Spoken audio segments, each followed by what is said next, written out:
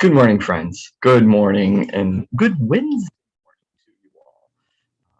Sort of a reminder as to what day it is. Sometimes they do seem to just flow from one into the next. In fact, yesterday I made a mistake and uh, when I was talking to somebody else, thinking today was going to be a different day than it was. Saying tomorrow when I really meant Thursday, which is now tomorrow, so that would be all right. Anyway, I'm Brian. You're here for another episode of PB Reads the Bible. And I'm Pastor Brian, so that's the PB. It has nothing to do with peanut butter, even though I love peanut butter. But great to have you with us this morning as we continue our journey through the book of Daniel. Today is episode 12 of our journey through Daniel, and we will be looking at chapter 11 today, which I'll read completely, and then I'll go back and talk about a couple things. Probably not a whole lot. Even though it's a long chapter, I can kind of fill you in with a couple wide brush strokes. Then if you want more information, I could probably supply you with some sources to go into more detail, or we can have a conversation. I can make copies of what I used in my research. But anyway, as you're coming in this morning, which so far I'm the only one here. No one else is in the room, so to speak. But when you come in, just check in, say hello, say good morning, whatever it is you would typically say. Romper room roll call. I know several of you will be watching some other time other than 9 o'clock on Wednesday morning. That's okay. That's okay. I'm humbled by the fact that you would be interested in taking time out of your day at any time of the day. Actually, especially, maybe even more so if it's on, if you're taking time out of your evenings to do this. Anyway, but go ahead and check in no matter what the case is, because I'll be checking. I check a couple times during the day, and I'll check again tomorrow, because I also want to see if you're putting any comments or questions that I need to address. So if you have a question, you can go ahead and ask it. Use the comment section of the stream, or you can text me. You can also text me to say hello or good morning if you'd prefer to do that, or to share prayer requests. You can do either thing to share what's on your heart, so we can keep each other in prayer, surrounded in prayer. So yeah, today is Wednesday. So if you're doing your GPS guide, if you're following your GPS guide, Grow, Pray, Study, that means you're on day 4, question 4, which, oh, darn it. Where's my paper? Oh, buried, of course. I didn't do mine yet for today. Today is question 4, and it's, did the Bible live in me today? There's scripture there from John to read, as well as a little reflection and questions and stuff like that. Now, if you've been using the GPS guide this week, I pray that that's been useful for you. I really, really, really do hope that. And like I said, I know we've got them for this series. They're all done for this series. And we've got 2 weeks where, excuse me, not using a series. Got to work on, figure out what we can do for GPS for that. And then we'll be into Advent. Oh my gosh. Advent's only a few weeks away, which means Christmas is only, what, like 8 weeks away.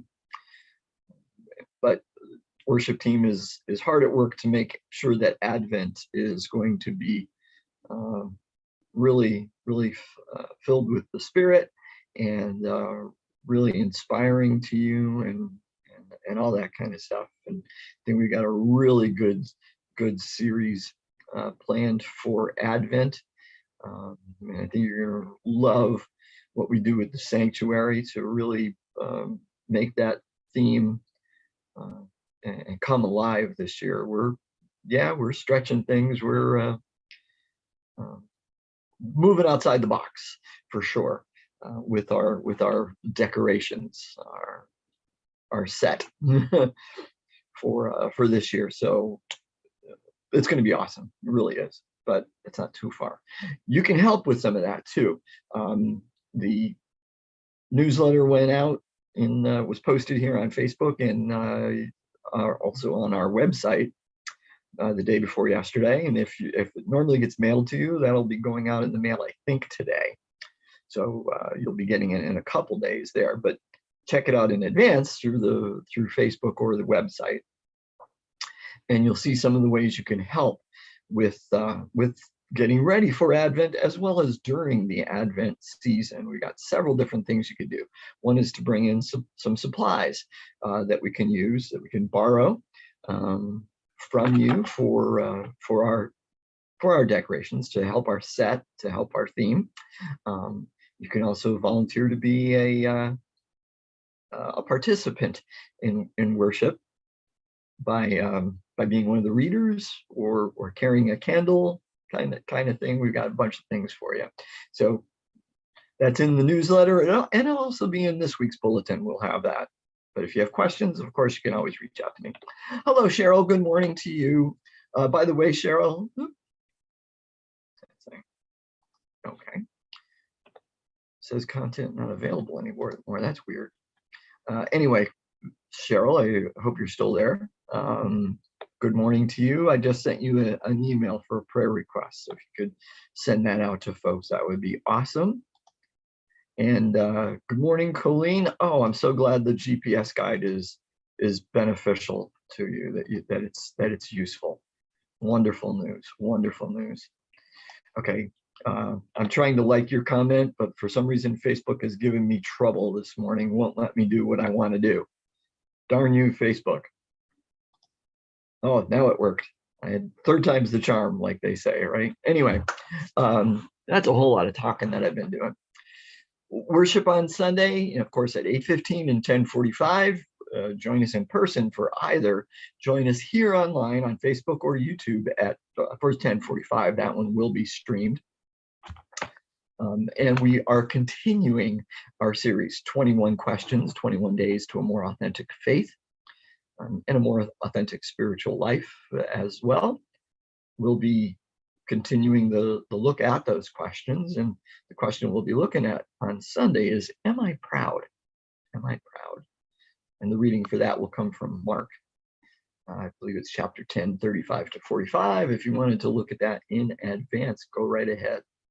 You'll be familiar with the story, though, I'm sure. Many of you will, anyway. But 9:08, plenty, and that was enough talking, Brian. Shut up and get to the reading, right? So we're on chapter 11. We're in the middle of Daniel's vision, this experience that he had while he was at the bank of the river. That is the setting. That's the narrative that the author is using. Remember, it's fictional. The author has a particular point of what he is doing. He is using this fictional setting of something that took place almost 400 years before him. And we'll get into that. And we know we can identify a change in time as well. We can let you know, we can tell when he gets to his point, because chapter 11 is not a prediction about the future as a whole. It's not a prediction about the future. It's not being written in 500 and something BC and talking about everything that happens over those next few centuries. That's the way it's written. It's written to look like that way. And like I said, being sealed up and bound for a future time, so that when people read it in the 2nd century, it almost sounds like, oh boy, this was written so long ago and this guy nailed it. That's not what happened. It's being written in the 2nd century about the things that happened in the past. And then he does go into trying to predict the future. And we can identify where that point takes place. And we can see how everything falls apart. Predicting the past is easy. Predicting the future is impossible. So we can identify when the story catches up to where the author actually is in time. So let's read. I'm going to read the whole chapter, and then we'll go back, and like I said, I'll use some of those brush strokes on it. And I will read verse 11 of 1, chapter 11, verse 1, even though it goes with chapter 10. As for me, pause. I think I yesterday identified, in fact, I'm fairly sure yesterday I identified the angel as Gabriel, and it might have been Gabriel. However, when I reread this passage today, I realized it never says Gabriel. The angel in this chapter is not identified. So it might actually not be Gabriel, because if it had been Gabriel, well, it might have said it, but Daniel wouldn't have been so shocked when he saw him, I don't think, because he'd already met Gabriel before. Does that make sense? So anyway, this angel is unnamed. As for me, in the first year of Darius the Mede, I stood up to support and strengthen him. And pause again. Remember, this is connected to chapter 10. So the hymn that this is referring to is probably Michael, that Gabriel stood up with Michael to support him in his battle against Darius the Mede and against the princes that might be. We shouldn't think that this angel is actually on the side of the Medes against the Israelites and the Judeans. Anyway, let's continue. Verse 2, and I'm not going to stop. Now I will announce the truth to you. 3 more kings shall arise in Persia. The 4th shall be far richer than all of them. And when he has become strong through his riches, he shall stir up all against the kingdom of Greece. Then a warrior king shall arise, who shall rule with great dominion and take action as he pleases. And while still rising in power, his kingdom shall be broken and divided toward the 4 winds of heaven, but not to his posterity, nor according to the dominion with which he ruled. For his kingdom shall be uprooted and go to others beside these. Then the king of the south shall grow strong, but one of his officers shall grow stronger than he, and shall rule a realm greater than his own realm. After some years they shall make an alliance, and the daughter of the king of the south shall come to the king of the north to ratify the agreement. But she shall not retain her power, and his offspring shall not endure. She shall be given up, she and her attendants, and her child, and the one who supported her. In those times, a branch from her roots shall rise up in his place. He shall come against the army and enter the fortress of the king of the north, and he shall take action against them and prevail. Even their gods with their idols and with their precious vessels and silver and gold, he shall carry off as spoils of war.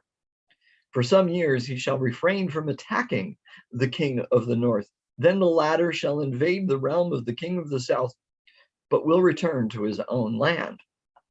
His sons shall wage war and assemble a multitude of great forces, which shall advance like a flood and pass through, and again shall carry the war as far as his fortress. Moved with rage, the king of the south shall go out to do battle against the king of the north, who shall muster a great multitude, which shall, however, be defeated by his enemy. When the multitude has been carried off, his heart shall be exalted, and he shall overthrow tens of thousands, but he shall not prevail. For the king of the north shall again raise a multitude larger than the former, and after some years he shall advance with a great army and abundant supplies. In those times many shall rise against the king of the south. The lawless among your own people shall lift themselves up in order to fulfill the vision, but they shall fail. Then the king of the north shall come and throw up siege works and take a well-fortified city. And the forces of the south shall not stand, not even his picked troops, for there shall be no strength to resist. But he who comes against him shall take the actions he pleases, and no one shall withstand him. He shall take a position in the beautiful land, and all of it shall be in his power. He shall set his mind to come with the strength of his whole kingdom, and he shall bring terms of peace and perform them. In order to destroy the kingdom, he shall give him a woman in marriage, but it shall not succeed or be to his advantage. Afterward, he shall turn to the coastlands and shall capture many. But a commander shall put an end to his insolence. Indeed, he shall turn his insolence back upon him. Then he shall turn back toward the fortresses of his own land, but he shall stumble and fall, and shall not be found. Then shall arise in his place one who shall send an official for the glory of the kingdom. But within a few days he shall be broken, though not in anger or in battle. In his place shall rise a contemptible person, on whom royal majesty had not been conferred. He shall come in without warning and obtain the kingdom through intrigue. Armies shall be utterly swept away and broken before him, and the prince of the covenant as well. And after an alliance is made with him, he shall act deceitfully and become strong with a small party. Without warning, he shall come into the richest parts of the province and do what none of his predecessors had ever done, lavishing plunder, spoil, and wealth on them. He shall devise plans against strongholds, but only for a time. He shall stir up his power and determination against the king of the south with a great army, and the king of the south with a great army, and the king of the south shall wage war with a much greater and stronger army, but he shall not succeed, for plots shall be devised against him by those who eat of the royal rations. They shall break him, his army shall be swept away, and many shall fall slain. The two kings, their minds bent on evil, shall sit at one table and exchange lies. But it shall not succeed, for there remains an end at the time appointed. He shall return to his land with great wealth, but his heart shall be set against the holy covenant. He shall work his will and return to his own land. At the time appointed, he shall return and come into the south, but this time it shall not be as it was before. For ships of Kittim shall come against him, and he shall lose heart and withdraw. He shall be enraged and take action against the holy covenant. He shall turn back and pay heed to those who forsake the holy covenant. Forces sent by him shall occupy and profane the temple and fortress. They shall abolish the regular burnt offering and set up the abomination that makes desolate. He shall seduce with intrigue those who violate the covenant, but the people who are loyal to their God shall stand firm and take action. The wise among the people shall give understanding to many. For some days, however, they shall fall by sword and flame, and suffer captivity and plunder. When they fall victim, they shall receive a little help, and many shall join them insincerely. Some of the wise shall fall so that they may be refined, purified, and cleansed until the time of the end, for there is an interval until the time appointed. The king shall act as he pleases. He shall exalt himself and consider himself greater than any god, and speak horrendous things against the God of gods. He shall prosper until the period of wrath is completed, for what is determined shall be done. He shall pay no respect to the gods of his ancestors, or to the one beloved by women. He shall pay no respect to any other god, for he shall consider himself greater than all. He shall honor the God of fortresses instead of these, a God whom his ancestors did not know. He shall honor with gold and silver, with precious stones and costly gifts. He shall deal with the strongest fortresses by the help of a foreign god. Those who acknowledge him, he shall make more wealthy, and shall appoint them as rulers over many, and shall distribute the land for a price. At the time of the end, the king of the south shall attack him, but the king of the north shall rise upon him like a whirlwind, with chariots and horsemen, and with many ships. He shall advance against countries and pass through like a flood. He shall come into the beautiful land, and tens of thousands shall fall victim. But Edom and Moab and the main part of the Ammonites shall escape from his power. He shall stretch out his hand against the countries, and the land of Egypt shall not escape. He shall become ruler of the treasures of gold and of silver, and all the riches of Egypt, and the Libyans and the Ethiopians shall follow in his train. but reports from the east and the north shall alarm him, and he shall go out with great fury to bring ruin and complete destruction to many. He shall pitch his palatial tents between the sea and the beautiful holy mountain. Yet he shall come to an end with no one to help him. End of chapter 11. Wow, what a story, right? What a wonderful narrative filled with imagery and battles and kings and PB. What is going on? This sounds like the end of the world, but it's not. But it's not. First, we're going to talk about the first 39 verses. Okay, or well, 38 of the first 39. We don't need to talk about one, but from 2 to 39 is dealing with things that have already taken place by the time the author writes this stuff down. Okay, verse 40 is where a transition has taken place, right between 39 and 40, because at 40 he starts to talk about the future, his near future. And we can know that for a few different reasons. Okay, but what is all of this stuff taking place?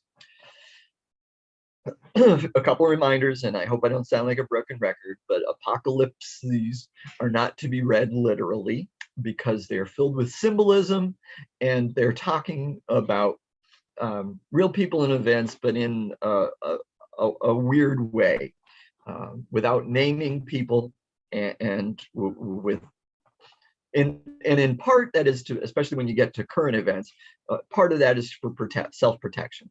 Part of that is self-protection. And remember, this guy is writing, or this woman, but most likely the guy is writing this in the 2nd century BC. Somewhere around 160, 164, I think, is when he's writing this down. But he's writing it as if he is writing it several hundred years before that. All right.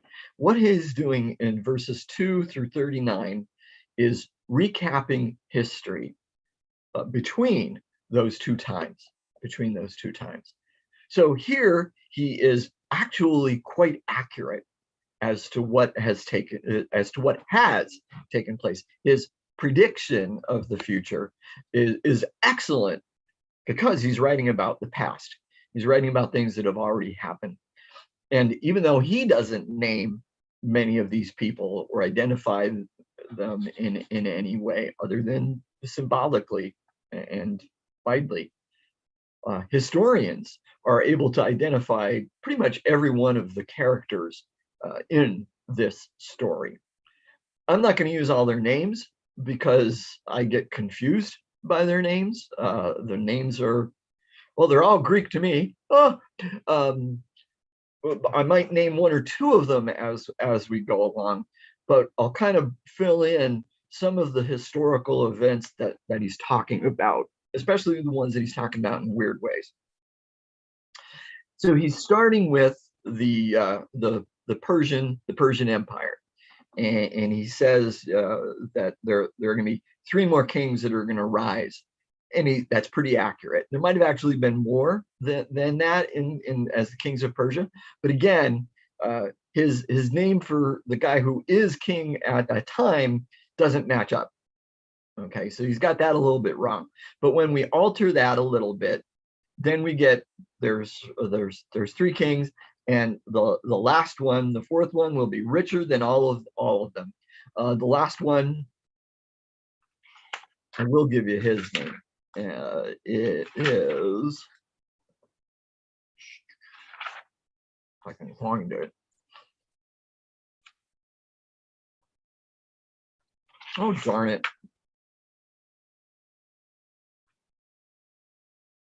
Oh, here we are. Darius III Dominus. Woof. See, like I said, they're all Greek to me, or Persian in that case, I guess. He was the last one. He was the 4th one, and he did a lot of things to make himself very wealthy, including robbing from temples and stuff within his own kingdom. With his own kingdom, and in some of the various satrapies. Remember, those are like provinces. So it ended up, he wasn't super popular either with people because of that. Now it speaks of he tries to go up against the king of Greece. This is very clearly Alexander, Alexander the Great, which he's already talked about a couple chapters earlier. He's the one that came without even touching the ground, right? The goat or ram that came without even touching the ground because he was moved so quickly. So this describes Alexander's kingdom, that he came through from Greece and with great dominion and take action as he pleases. That describes Alexander's victories and the way he just marched, and there was nobody to stop him. His army was too great. However, and while still rising in power, Alexander was a young man. Was a young man and was, you know, the king of everything virtually, and he died suddenly. He died quite suddenly. He did have kids. However, it did not go to his posterity. Alexander's kids did not inherit the kingdom. Four of Alexander's generals conspired. There was a lot of intrigue, things going on. I think it took a couple of years for it to happen, if I remember correctly. But they took over the kingdom and basically divided it towards the four winds of heaven. So they kind of broke it up into four geographical areas, generally speaking, north, south, east, and west. But it's sort of this explosion. Let's think of it as an explosion of the kingdom into four pieces. It's no longer this one super mighty thing. It's now four kingdoms, still fairly strong, but nowhere near as strong as they were when they were together as well. It's been blown apart. His kingdom shall be uprooted and go to others besides these. It did not go to his children. Then he speaks about the kingdom of the king of the south and the king of the north are the two big ones that go on in here. Two of these generals were Seleucus and Ptolemy. Okay, and those names are important. I'll mention those names because their kingdoms become they form two dynasties, the Seleucids and the Ptolemies. The Seleucids may not be quite as well known outside of Bible circles, so to speak. Ptolemy definitely is. The Ptolemaic kingdom and empire, dynasty, the Ptolemaic dynasty, is Egypt. And Cleopatra was a Ptolemy. In fact, she's involved in this, or somebody that also had her name is involved in this. Pretty sure it was her, actually, if I remember correctly. So it talks about this thing, the daughter of the king of the south will go to the king of the north to make an alliance. That's what they tried to do. Ptolemy sent his daughter to Seleucus to get married. In order to make that happen, Seleucus actually had to divorce or get rid of his first wife, but it didn't work out. She did not retain her power. After Ptolemy died, Seleucus tried to abandon Ptolemy's daughter, but in preference for his first wife. But his first wife held a grudge, and she killed both of them as well as their unborn child. So she will not retain her power, and his power will not last. He's gone. His unborn child is gone. She's gone. The wife even killed or arranged to have killed. I'm not sure if she did it all herself. The courtiers, there few people that were right there with them. So the royal escort and the one who supported her, she got rid of them all. So all of these battles that are taking place here that it's describing from the north and the south, they're actual historical events. There's another spot in here. Yes, verse 6. After some years, they shall make an alliance, and the daughter of the king of the south. Oh no, that's the one I was just talking about, wasn't it? There's another one about a daughter and coming up from the south to be with the north, and that that was done with intrigue. The king had done that in hopes that she would be on his side and would work intrigue within the dynasty. That was actually Cleopatra, which didn't work out because she ended up working with the other Greeks and creating this Hellenistic empire, and suggested that they make an alliance with Rome. They make an alliance with Rome. Now, one of the big ones that they talk about here moving in is Antiochus III the Great. Antiochus III the Great. Antiochus the Great and Antiochus III, whatever way you want to call him. He's the really big one that's in here and sweeps, and he's got all this kind of power. But they're only able to go so far south, and the South is only able to go so far north. It's very historical. All of these battles can be identified. We don't need to get into all of them. But we turn to verse 20. We're going to turn to verse 20. Then shall arise in his place, because this is when Antiochus III died, and somebody else takes over, but not for long, because in his place shall arise a contemptible person on whom royal majesty had not been conferred. He shall come in without warning and obtain the kingdom through intrigue. You could probably guess who that's going to be, because we've talked about him so many times before. That is Antiochus IV Epiphanes. That's how he came to power. He was not in line to be successor, but he arranged it. He got there through intrigue, it says, through killing, and backroom agreements and all that kind of stuff. And so he comes to power, the Prince of the Covenant as well. The Prince of the Covenant would be the high priest. And that's speaking there about him being swept away because he replaced him with somebody that he wanted, and all that. And it says that he goes into various areas of the province and does things that his predecessors had never done, lavishing plunder, spoil, and wealth on them.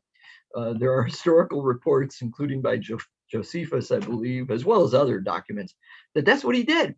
He spread his wealth around with very powerful people, giving them more money and more power, getting them on his side.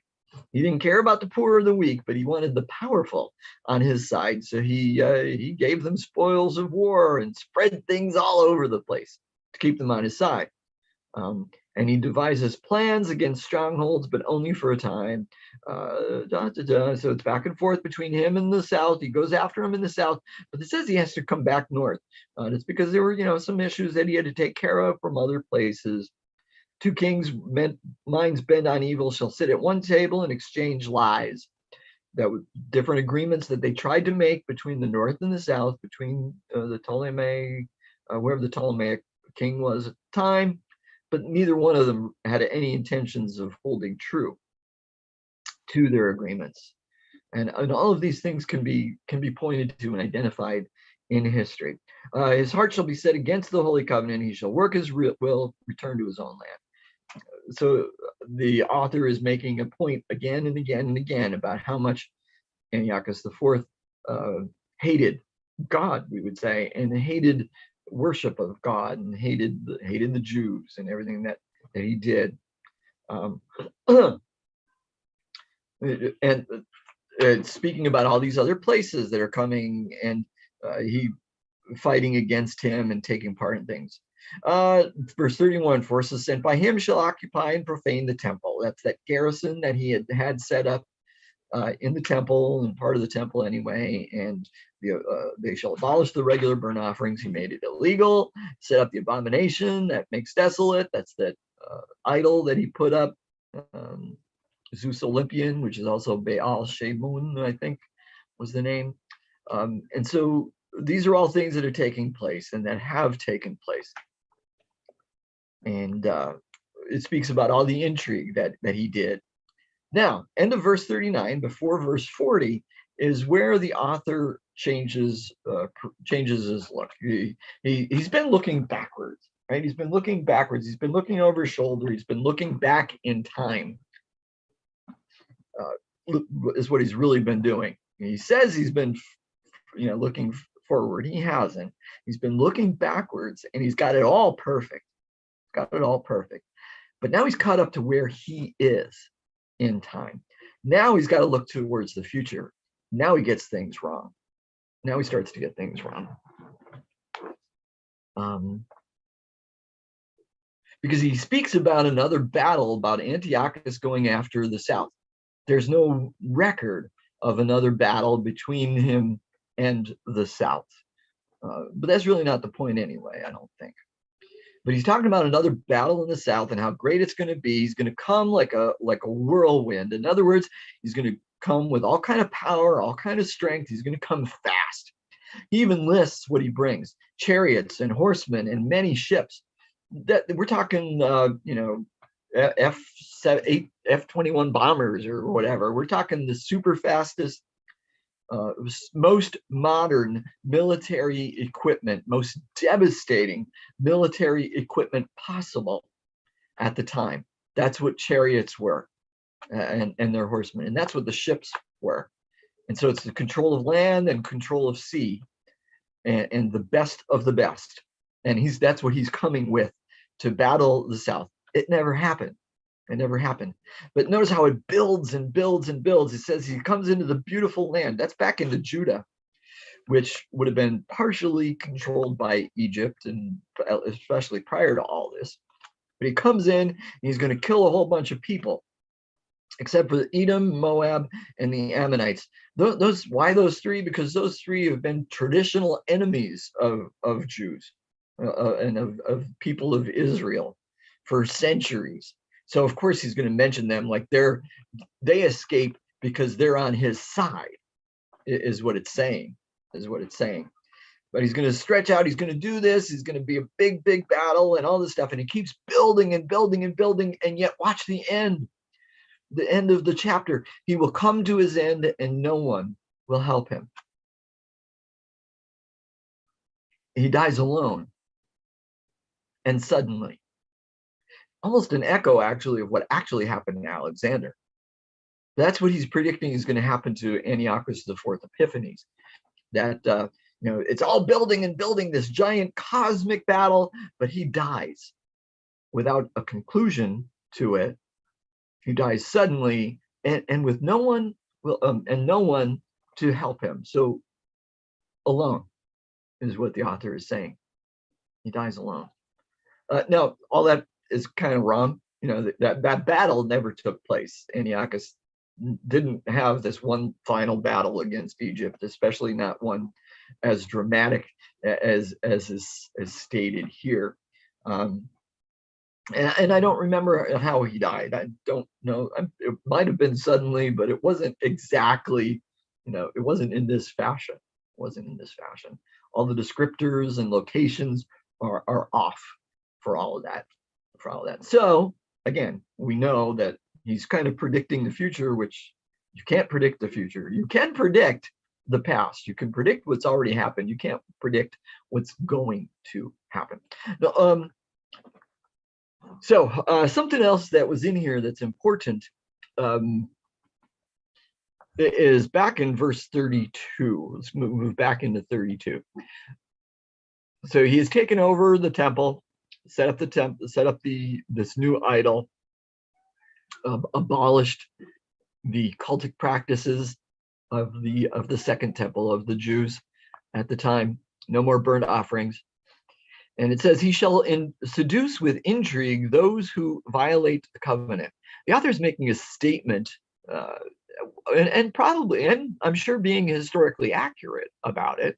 He's talking about people of his time who were supposed to be Jewish and supposed to be faithful, but abandoned the covenant because of the intrigues of Antiochus IV, of him giving them money, paying them, offering them prime positions within his court, within his kingdom, and they took it. But the people who are loyal to their God shall stand firm and take action. So this is being written to that Hasidim, those people who are remaining faithful, just as a reminder, and they will take action.